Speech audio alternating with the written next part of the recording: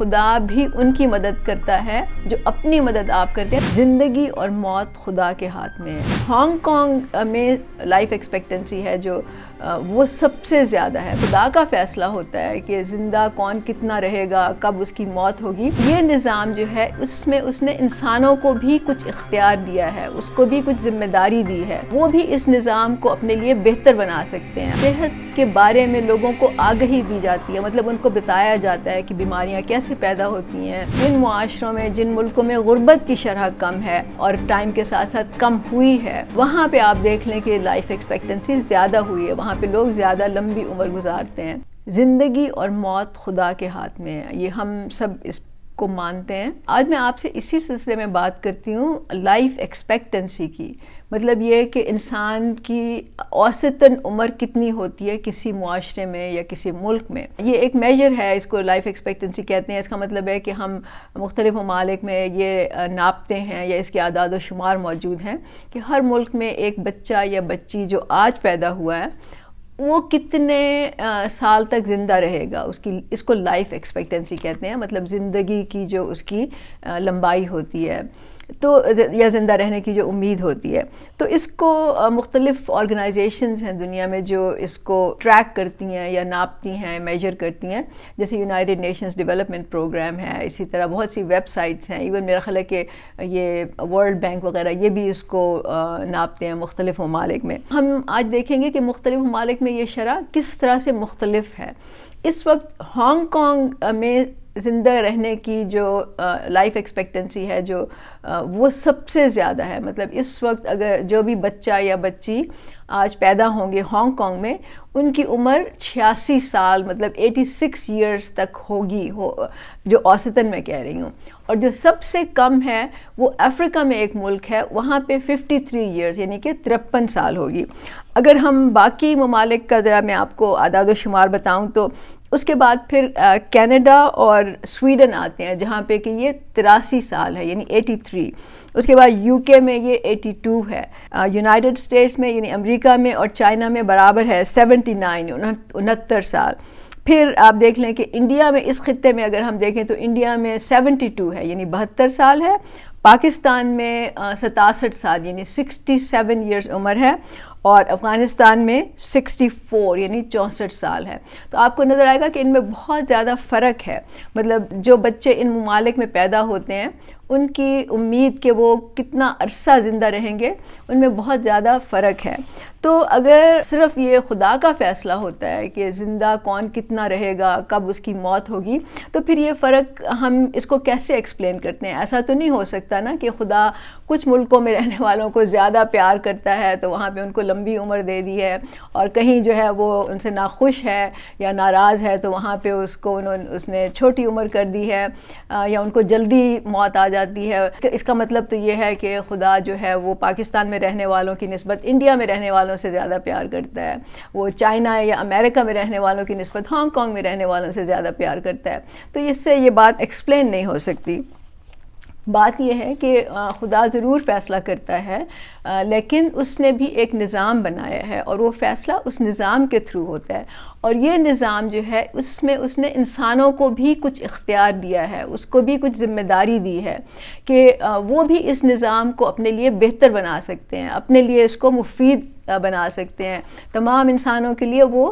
زیادہ لمبی عمر ہونے کا یا لائف ایکسپیکٹنسی زیادہ کرنے کا وہ سسٹم ایک پیدا کر سکتے ہیں یا قائم کر سکتے ہیں۔ تو جن ملکوں میں انسانوں نے اس نظام کو بدلنے کی کوشش کی ہے، بہتر کرنے کی کوشش کی ہے، سب انسانوں کے لیے اس نے اس کو اس طرح سے تبدیل کیا ہے کہ وہ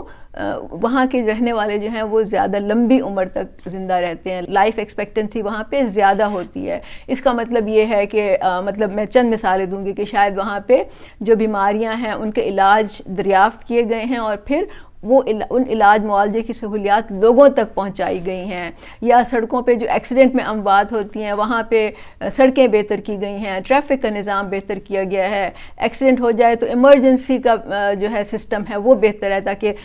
جس کا بھی حادثہ ہوا ہے اس کو ہسپتال تک فوری طور پہ پہنچایا جائے۔ جہاں پہ صحت کے بارے میں لوگوں کو آگہی دی جاتی ہے، مطلب ان کو بتایا جاتا ہے کہ بیماریاں کیسے پیدا ہوتی ہیں، ان سے کس طرح سے بچ سکتے ہیں آپ، ان کا علاج کیا کر سکتے ہیں، اس معاشرے میں ملک میں کیا کیا سہولیات موجود ہیں اس کے لیے، اور صرف بیماریوں کا علاج کرنے پر ہی نہیں بلکہ ان سے بچنے کا یا پریونٹیو میجرز کا بھی ان کو بتایا جاتا ہے، اور اس کے علاوہ اور بھی ریزنز ہیں۔ لیکن ان معاشروں میں پھر انسان زیادہ لمبی عمر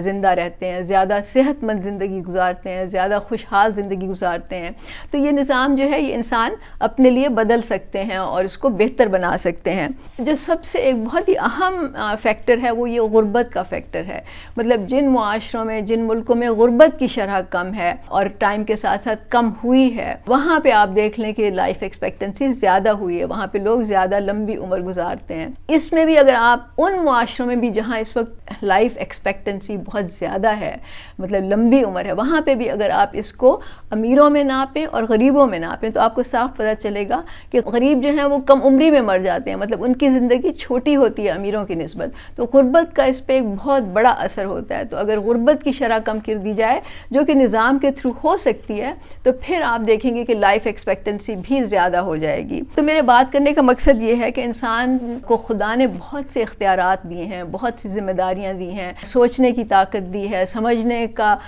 اس کو مادہ دیا ہے، اور یہ قوت دی ہے کہ وہ اپنے ارد گرد کے حالات بدل سکے، اپنے ارد گرد کی جو اس کی انوائرمنٹ ہے اس میں وہ ایسی تبدیلی لا سکے کہ وہ اپنے لیے ایک بہتر زندگی کا بندوبست کر سکے۔ لیکن جب ہم ہر چیز کو خدا سے منسوب کر دیتے ہیں، ہر چیز کی ذمہ داری خدا پہ ڈال دیتے ہیں اور اپنے حالات بدلنے کی کوشش نہیں کرتے، تو اس کا مطلب یہ ہے کہ ہماری زندگی نہ بہتر ہو سکتی ہے، نہ قوم ترقی کر سکتی ہے۔ اور جب ہم یہ کہتے ہیں کہ خدا بھی ان کی مدد کرتا ہے جو اپنی مدد آپ کرتے ہیں، تو اس کا یہی مطلب ہے جو ابھی میں نے آپ کو سمجھایا۔ تو اگر ہم نے اپنی زندگی بہتر کرنی ہے، اگر ہم نے بحیثیت قوم ہم نے ترقی کرنی ہے، تو ہمیں ان باتوں پر غور کرنا پڑے گا، سوچنا پڑے گا، اور یہ دیکھنا ہوگا کہ ہم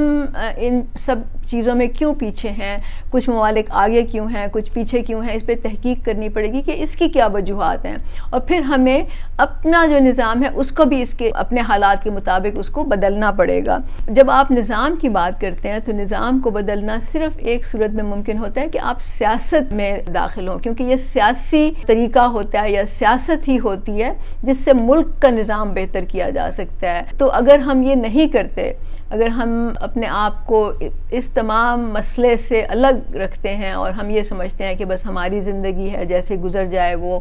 ٹھیک ہے، ہمیں کیا فرق پڑتا ہے، تو اگر ہم نے اپنی زندگی بہتر بنانی ہے، ہم نے بحیثیت قوم ترقی کرنی ہے، تو پھر ہمیں ان سب باتوں پہ غور کرنا پڑے گا، سوچنا پڑے گا۔ اپنے ساتھ ہونے والی ہر زیادتی کو، ہر ظلم کو خدا کے ذمہ ٹھہرانے کے بجائے ہمیں خود ذمہ داری قبول کرنی پڑے گی، ہمیں ایکسیپٹ کرنا پڑے گا کہ یہ ہم ہیں جو اپنے ساتھ ہم خود کر رہے ہیں، کیونکہ ہم جو ہے وہ جد و جہد نہیں کرنا چاہتے، ہم سمجھنا نہیں چاہتے، ہم سیکھنا نہیں چاہتے، تو اس پہ ہمیں غور کرنا پڑے گا۔ اور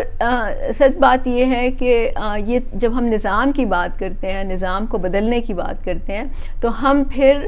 سیاست کے تھرو ہی یہ کر سکتے ہیں، کیونکہ انفرادی طور پہ آپ نظام کو نہیں بدل سکتے، اس کو ایک کلیکٹیو ایفرٹ یا اجتماعی جد و جہد، اجتماعی اسٹرگل کے تھرو ہی کیا جا سکتا ہے۔ جب ہم یہ نہیں کرتے، جب ہم یہ اپنے آپ کو اس پورے نظام سے بالکل علیحدہ کر لیتے ہیں، یا ہم اس سے ایک آپ سمجھ لیں نظر انداز کر دیتے ہیں ہر چیز کو، تو پھر اس کا مطلب ہے کہ ہم نے اپنی زندگی اور موت کا فیصلہ جو ہے وہ زمینی خداؤں کے حوالے کر دیا ہے، کیونکہ خدا نے تو ہمیں یہ موقع دیا ہے، ہم اگر اس کو نہیں استعمال کرنا چاہتے تو وہ ہماری ذمہ داری ہے، ہمارا قصور ہے۔